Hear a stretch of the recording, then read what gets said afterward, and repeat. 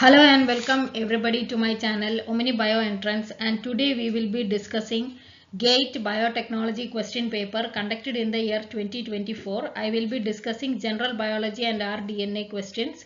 In this part 2, I will be solving multiple select questions. For MCQs, you have to see for part 1 of GATE Biotechnology question paper, which I have discussed.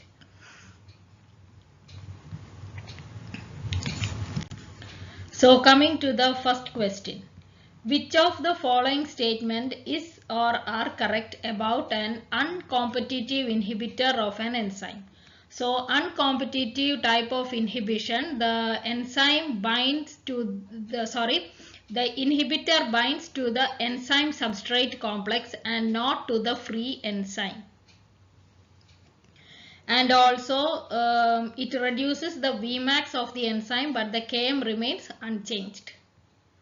So first option, it binds to the substrate binding site of the enzyme only. It's not correct. It binds to the enzyme substrate complex only. Yes, that's correct. It reduces Vmax of the enzyme. That is also correct. It binds to both free enzyme and enzyme substrate complex. It doesn't bind to the free enzyme. So that's also not correct.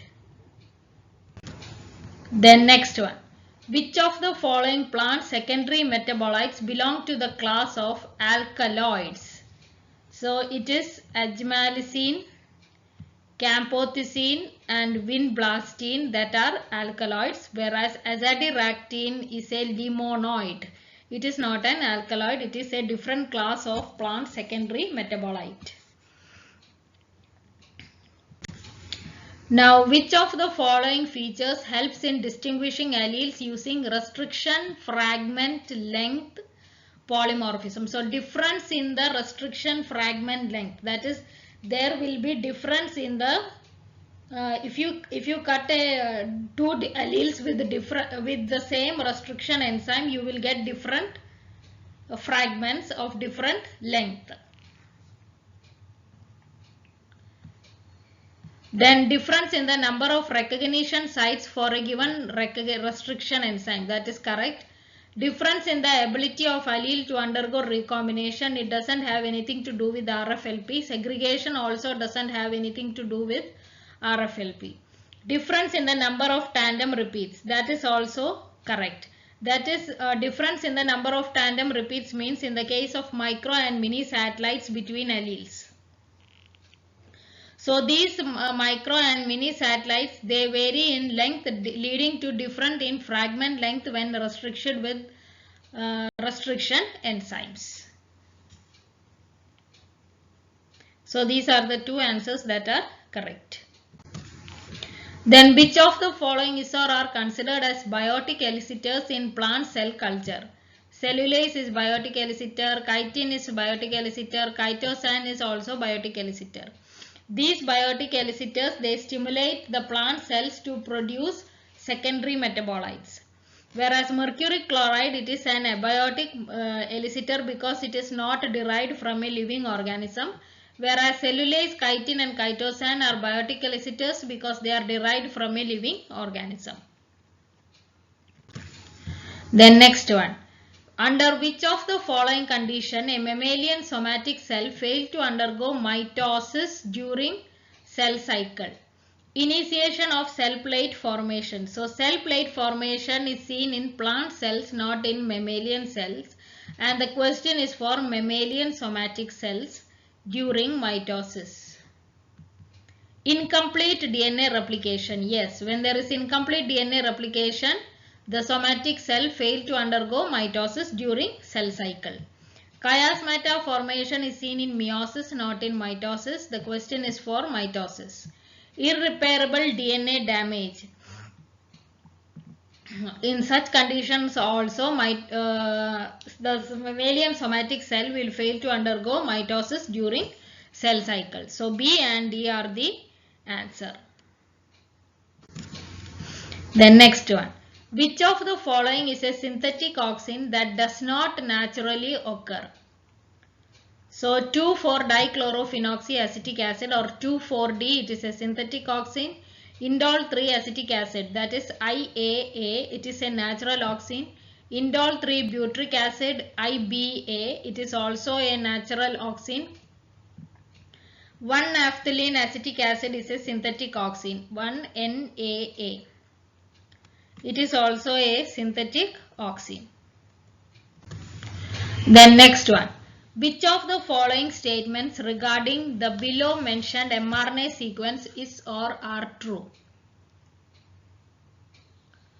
So it contains 9 codons in the reading frame. It contains 10 codons in the reading frame. Okay, we will see. This is one AUG 1, 2, 3,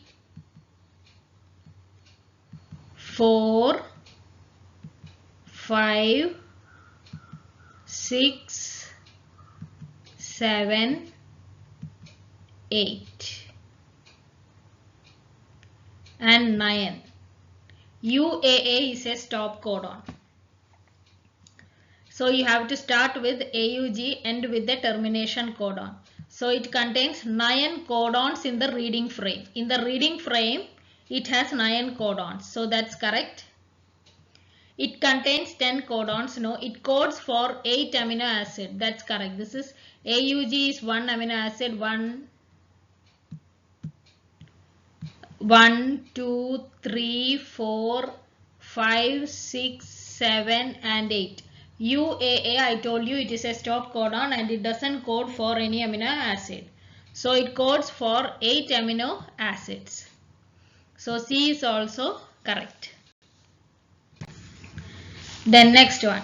Which of the following condition induces the expression of beta-galactosidase gene in lac operon? Absence of glucose. Yes, when glucose is not there and when lactose is present, beta-galactosidase gene will be expressed. So absence of glucose is correct. Absence of lactose. When lactose is not there, why will beta-galactosidase gene will be expressed? It will not be expressed. So B is not correct. Presence of glucose. When glucose is present, the bacteria has a tendency to utilize glucose for energy production because it rather than lactose. So in the presence of glucose, beta-galactosidase gene will not be expressed. Presence of lactose, yes, beta-galactosidase gene will be expressed. Then next one. The free energy change of ATP hydrolysis at 25 degrees is 32.2 kilojoules per mole. The free energy change for the hydrolysis of glyceraldehyde to glycerol is minus 8.2 kilojoule per mole at 25 degrees. Using the above information, the free energy change for the formation of alpha glycerophosphate from glycerol and ATP is how much kilojoule per mole? Answer in integer. So they have given ATP to ADP delta G is minus 32.2 kilojoule per mole. Alpha glycerophosphate to glycerol is minus 8.2 kilojoule per mole. You need formation of alpha glycerophosphate from glycerol and ATP. So glycerol plus ATP will give you alpha glycerophosphate. So for the formation of glycerol, you have to reverse this equation. Glycerol to alpha glycerophosphate, reverse it. So minus 8.2 will give you plus 8.2 plus minus 32.2 will be ATP to ADP conversion. So you have to solve this and you will get minus 24 kilojoule per mole. Then next one. E. coli is inoculated in a shake flask medium containing nutrient-rich medium.